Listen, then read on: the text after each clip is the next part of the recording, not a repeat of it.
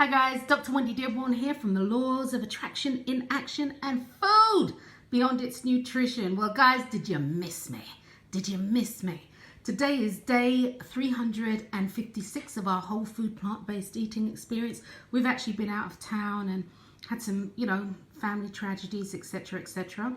But today I made some leek and potato soup.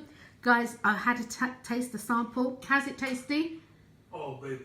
Oh, It's it is off the chain. Yeah, that's what I'm talking about. I have here some really small diced potatoes that I fried until they were crispy. Put them in a tad, just a dash of liquid smoke. Potatoes, leek. I used coconut milk instead of cream.